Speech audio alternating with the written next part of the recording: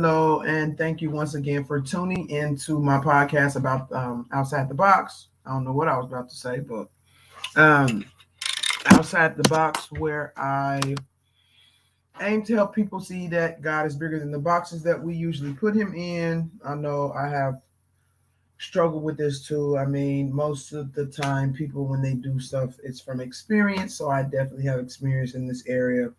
And so I just wanted to kind of like share with people some of the things that I've learned over the years that have kind of helped me to kind of expand my understanding of God and grow spiritually and things like that. And so, but anyway, my name is Stephanie K, also known as Sage the Coach. I am a certified life and relationship coach, a Christian. I mean, my title is pretty long, so I'll try to condense it because I can actually coach in a lot of areas.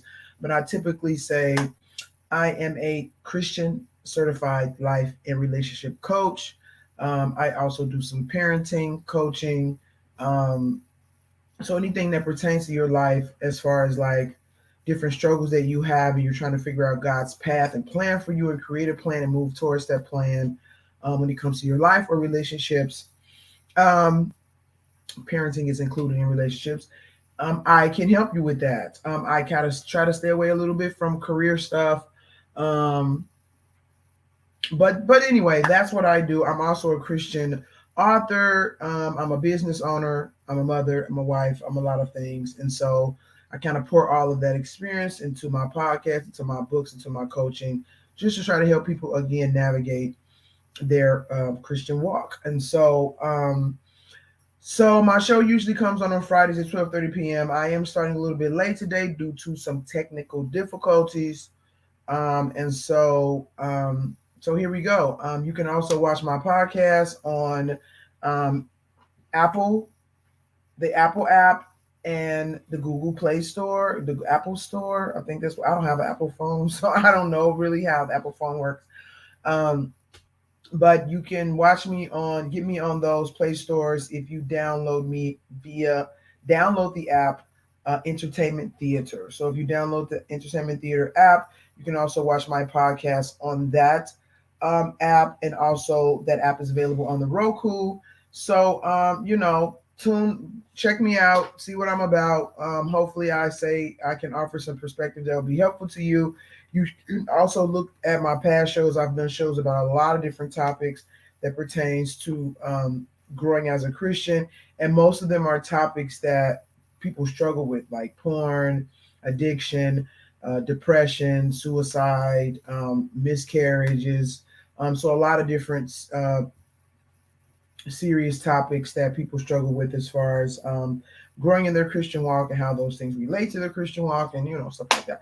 So anyway, for the last few weeks or so, I've been kind of diving into a little bit of like, I guess, a basic understanding of what it means to just be a Christian in general, kind of like some foundational stuff. I talked about a book that I read by C.S. Lewis called The Problem of Pain. And he just talked about how we have pain in our lives and the purpose for pain and stuff like that. And even though I didn't want to agree with a lot of stuff he said, I do see the overall point with it. I love the book. And so from there, I just decided to talk about some other things that came to my mind in relation to the book, like about who God is, because a lot of people have kind of weird ideas about who they think God is.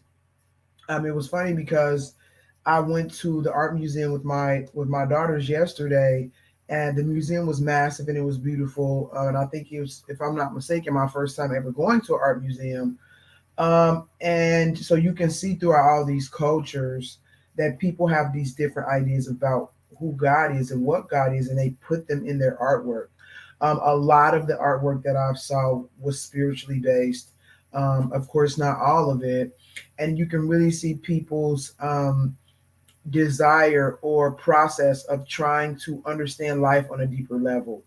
And so a lot of that has to do with spirituality, what is behind what it is that we see, and their understanding of who God is and their commitment to God, their connection to God, and just kind of what that entails as far as like everyday life. And so you see this throughout just artwork of human beings. And we always have this need to kind of question who is God, who is God, who is God, and understand life from a deep perspective.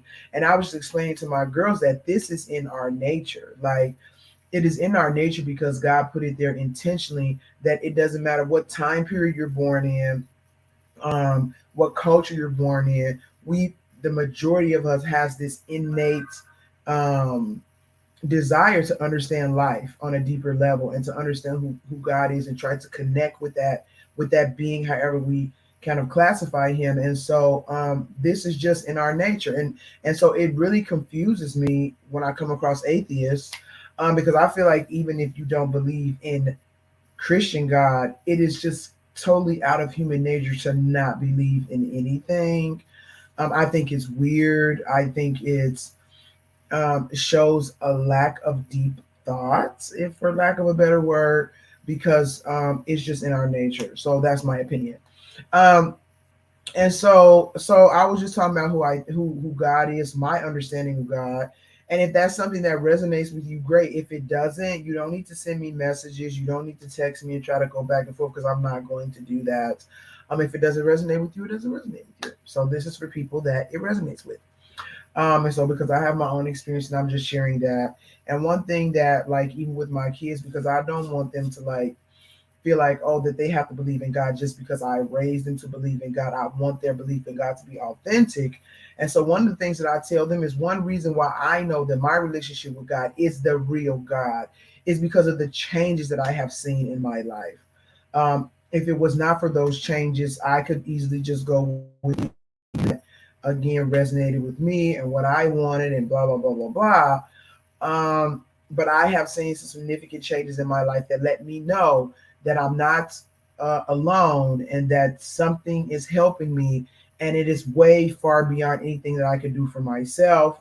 And I think even, you can kind of see that exemplified in Jesus when he came and was healing people and stuff like that. He was doing things that people could not do within themselves, and he was helping people.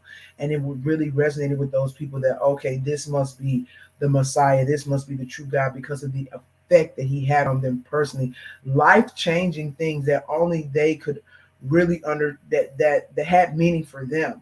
If God came and heal one person of being blind, they are the only one who has had to deal with their blindness. So it's very, very personal. If he came and tried to heal you of something that was not your issue, it wouldn't be personal. And so because God has came and really dealt with me about a lot of things in my own personal life that were very, very life changing and transformative to me, it lets me know that the God that I serve is the real God. So I would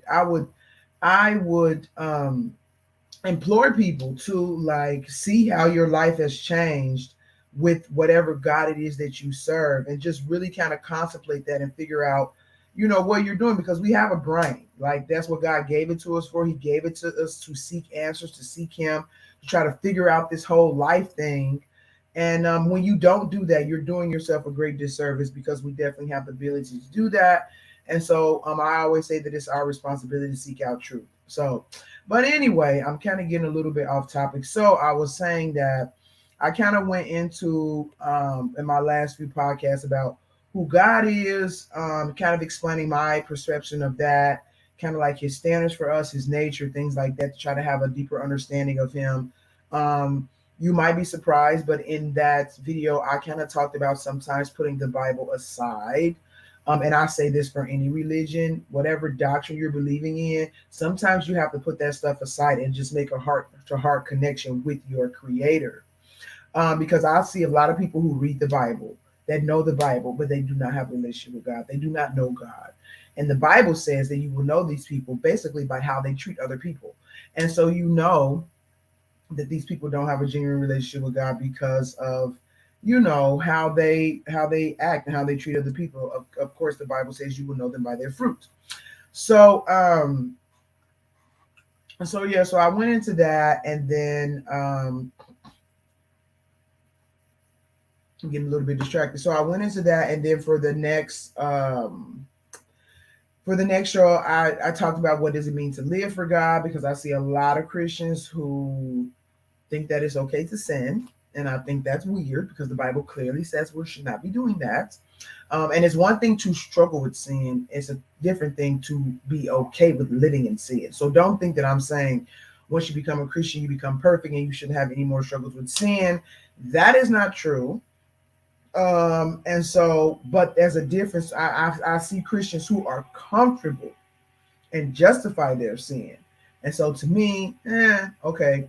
So then I talked about that, and then I talked about the last week. I talked about, okay, and now what is spiritual growth? So how does spiritual growth connected to who God is, our relationship with God, you know, the pain that we experience in life and stuff like that. So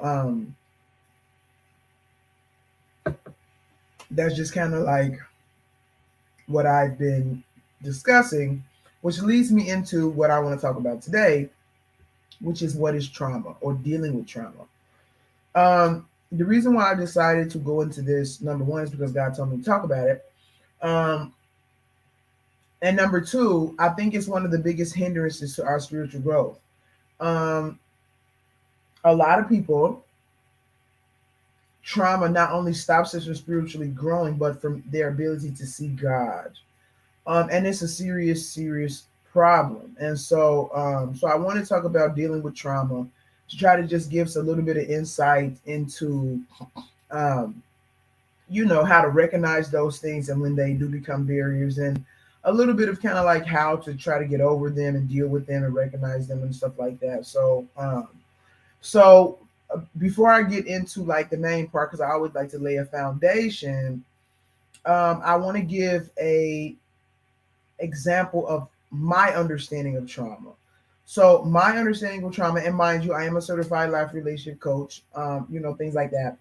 So my understanding of trauma is when our mind, because it is basically, our mind was given to us by God to process information, and we get information through our senses. So as we process this information, and so what is processing information? Processing information is you gather all this input that you receive from your senses, whether spiritual, emotional, touch, taste, all that, and you assign meaning to that input. So that is what processing information is. And so when we process information, it's almost like I think about like those little coin machines, like, or even like when you go to Walmart and they check out in the self checkout and you feed your money in there. So if you consider us to be like that machine, and then we're feeding stuff in there, then boom, you come out with an answer. So we're getting fed information, and we come out with the answer. And sometimes when the input that we have received is very, very damaging. And when I say damaging, I mean totally contrary to our nature, totally contrary to our experience of life, of what God intended for us, such as abuse and neglect and poverty and stuff like that. Our processing gets overwhelmed, and because of that, we come out with the wrong information. We come out with the wrong meaning that we assign to that experience. And so when we come out with the wrong meaning, what lets you know you have come out with the wrong meaning to that experience is because you keep repeating it, because it's wrong. And so you keep going around in the same circle like a broken record, because the meaning that you have brought out from that experience is like an error message on your computer. So for God, or I think when it comes to our life experience, when we come out with the wrong meaning, we have to keep going through it over and over and over, because not only can we not move forward with that information, because it actually stops us from moving forward, because that is the opposite of what God wants for us, which is growth. we get stuck in this revolving cycle that we can't get out of, and we continue to relive the same moments over and over and over and over and over again until we process it differently and come out with a better or a meaning that's closer to the truth of what that experience actually meant. So yeah, so when we process information, um, the meaning that we come out with is now weighed and judged against the universal. I'm trying to think if I'm explaining this right. So the universal understanding of right and wrong. Like we don't make that. We don't make an understanding of right and wrong. God created right and wrong. So once we process information and we come out with an understanding, it is now weighed against God's understanding or God's laws of right and wrong. So when we come out of that information, that experience with the wrong understanding, so it doesn't fall in the right category, we continue to repeat those things until we get a better understanding. So it's like it's bad, but it's good because if we didn't keep repeating it, then we'll just go forward in life and keep following. So just imagine somebody not getting kindergarten right. How much better are they going to get first grade and second grade and third grade? So you keep redoing kindergarten until you get it right. So yeah, so that is to me what trauma is. Trauma is we have had an experience that is so traumatic and overwhelming to our senses that we don't understand it and walk away from it with the correct meaning from that experience. And so you start to repeat it. And if you when you start to repeat it, it goes into your subconscious mind to the point where you don't really know that you're repeating it. Sometimes people know that they're repeating it, but a lot of times we don't. And it just is like you're on a broken record. So when you don't know that you're doing it, it starts to be the primary motivation for your actions and your decisions and your choices and things like that. You don't even understand that these things are dictating your behavior and what you do to that degree. So that's why I said some people are not fully aware of that they're doing it. So I'll give you an example. Say if you were neglected as a kid, and you walk away from that experience with the understanding that you don't have value, that the reason why you were neglected is because you don't have value, and you walk through life with this subconscious belief that you do not have value. You won't, just an example, you probably won't go to school because you feel like, what is the point? I don't have value anyway. You probably will suffer in your relationships because either you will do too much in your relationships because you think you don't have value and now you have to convince the person to try to stay with you, or you'll do too little because you feel like you don't have value, and then it doesn't matter anyway, if somebody leaves you or stays, or. And so you might not, apply for certain jobs because you feel like you don't have value. You're not going to invest yourself in any passions that you have because subconsciously you think that if you think you don't have value, then you're not going to think that anything you do has value either. So that is trauma. So in order to heal from that, so now you can be in that broken, traumatic state with this faulty belief about yourself. Again, it doesn't fall into the God's understanding of right and wrong, which is that you believe something wrong about yourself. So that it's not true. It's not true. That experience of being neglected does not mean you don't have value.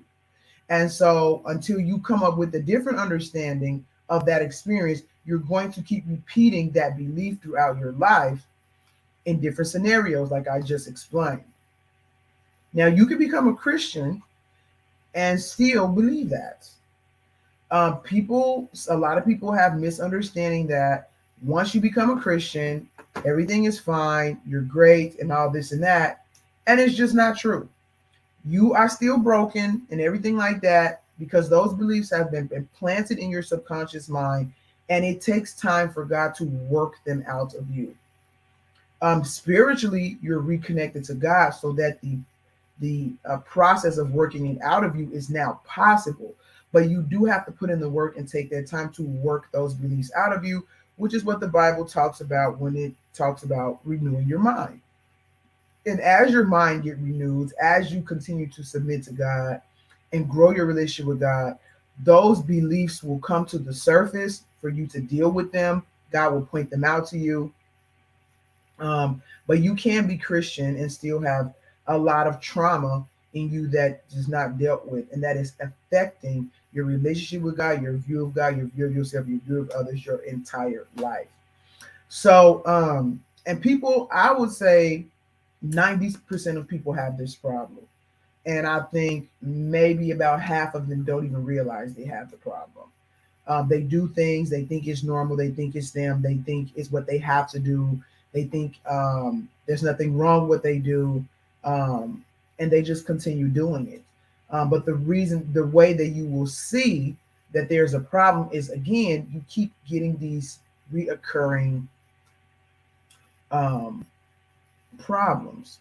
And then it comes to you to say, okay, you know what, this keeps happening to me. So let me try to figure out why this keeps happening to me. And of course, go to God to try to help you understand things that you cannot understand on your own in your limited understanding of things. And so, I talk about a little bit about this when in the other video about how what it means to live for God, is that this is a lot of the process that God takes us through, which is cleaning up a lot of the faulty beliefs and understandings that we have about ourselves, Him, people, stuff like that. And it is a lifelong process. I will tell you, I even struggle with stuff still. I'm just like, I don't quite understand why this is this and why this is that.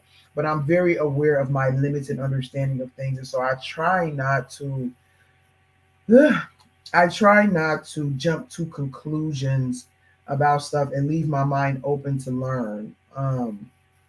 Which again is easier said than done. So, so anyway, so you can be a Christian with trauma, and a lot of times these things does interfere in our walk with God, and we struggle and suffer a lot because of them.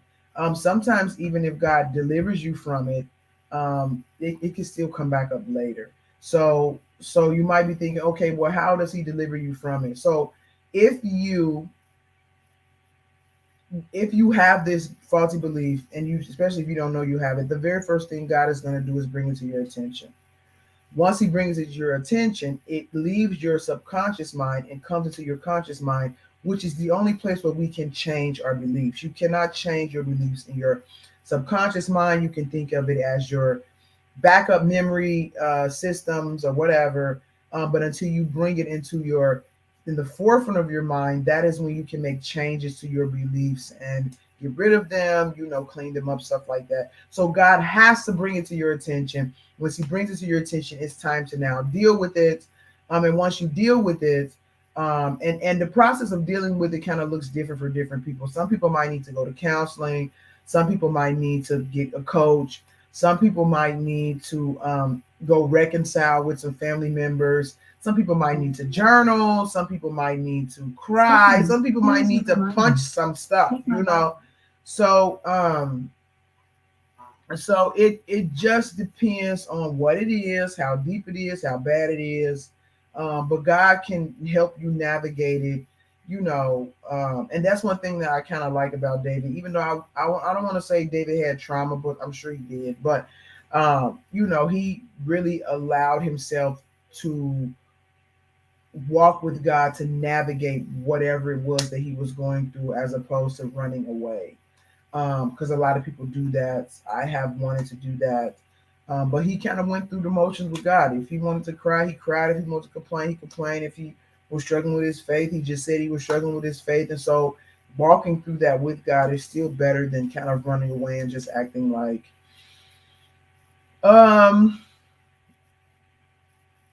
you don't want to deal with stuff, because that doesn't solve anything, because now it's not being dealt with because it's not in the forefront of your mind. So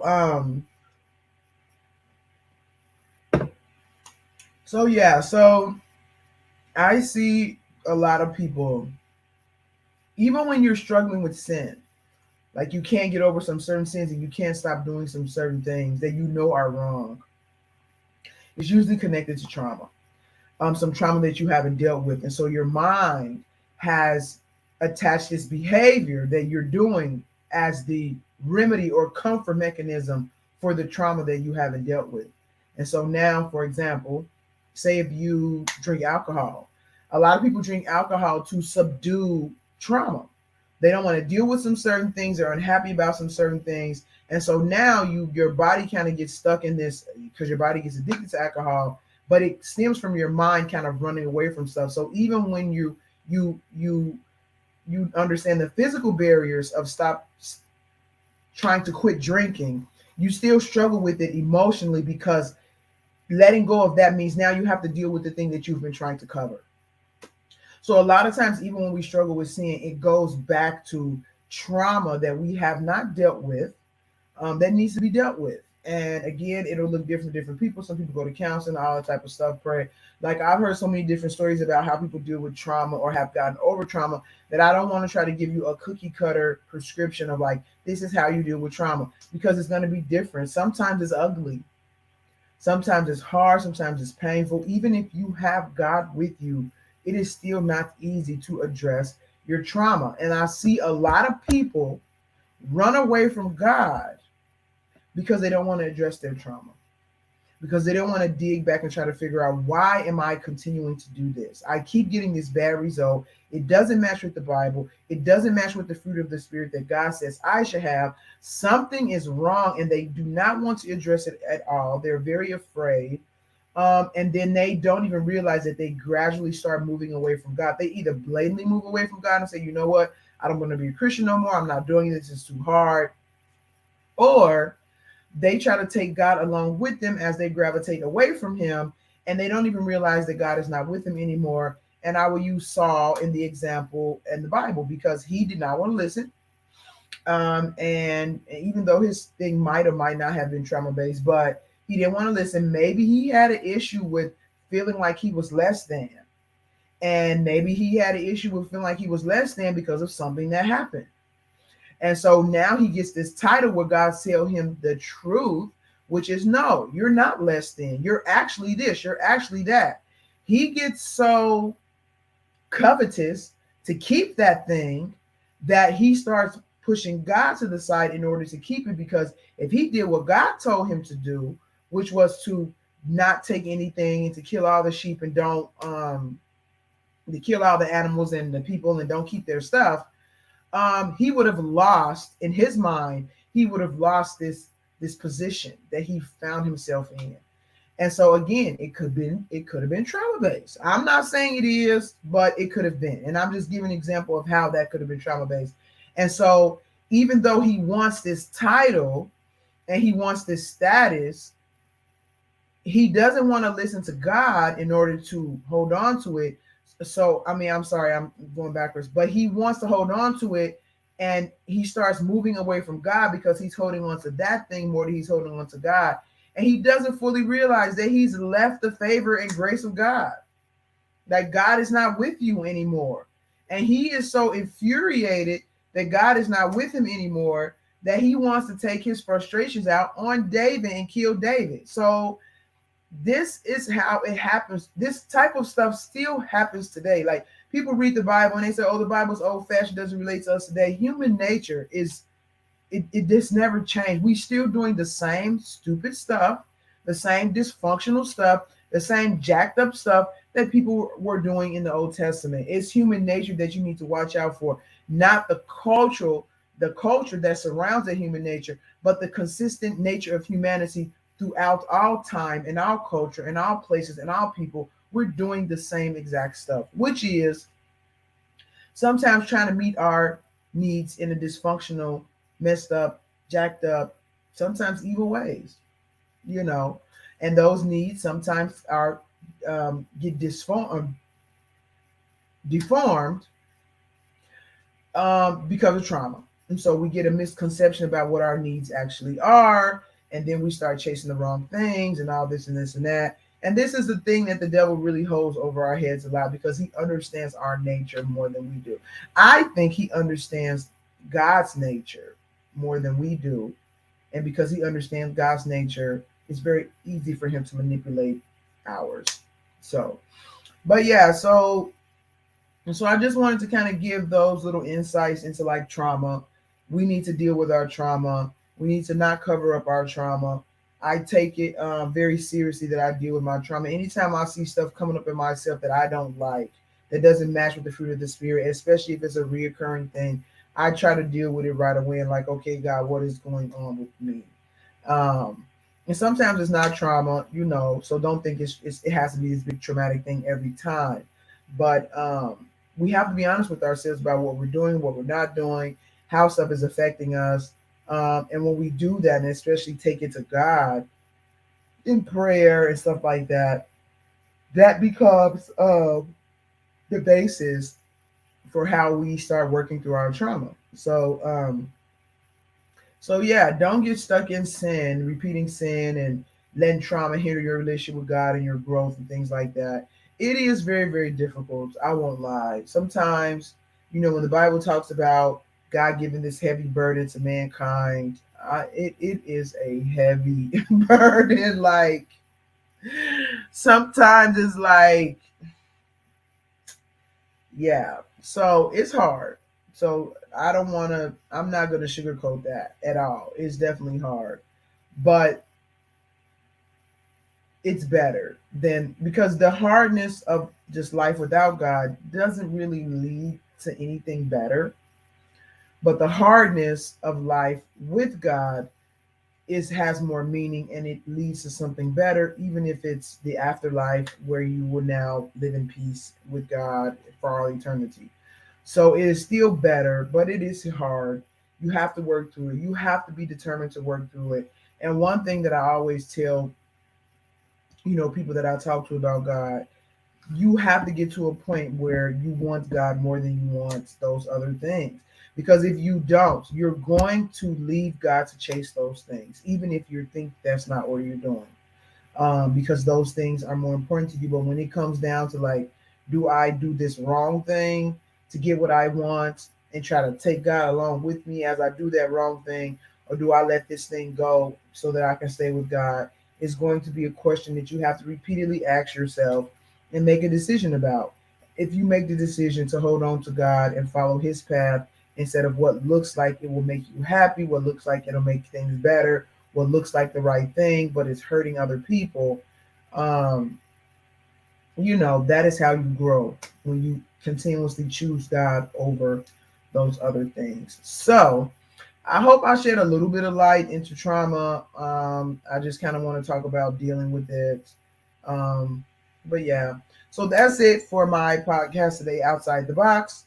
Again, my name is Stephanie K, also known as Sage the Coach. And sorry, I don't know why I keep yarning, but I am a life coach, a Christian life coach. So if you guys have any trouble with stuff like this, you can reach out to me. I'm not a counselor or a therapist, but I do coach in these areas to kind of help people navigate the path that's necessary to kind of start overcoming some of these things, help you come up with a plan of what works for you. Because like I said, some people, everybody's path towards dealing with their trauma is not going to look exactly the same. So you might need some help figuring out, okay, what will work for me, especially if you try stuff and it hasn't worked. It's always good to sometimes get a different perspective.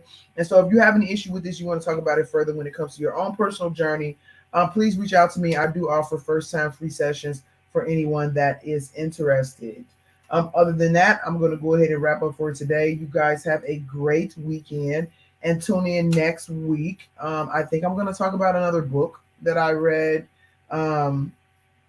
But tune in next week for Outside the Box at 12:30 p.m. on Friday. I might be changing my time too. I want to mention that because my kids are going back to school, so my schedule has to change a little bit. And I think I'm going to change the time up a little bit. If I do, it's going to be earlier in the day instead of at 12:30. But anyway, so you guys make sure you tune in next week. And again, send me any questions, comments, and things like that that you have. Um, so I can kind of dive into your own personal to make it more relatable to you. So that's it. Thank you so much. And again, tune in next week. Make sure you share my content on social media. I'm on Facebook, Twitter, which is now called X, which is stupid. Instagram, YouTube, and I think that's it. So make sure you share my content, follow like my page. And I think that's it. So thank you so much, you guys. You be blessed. And again, have a good weekend. Goodbye.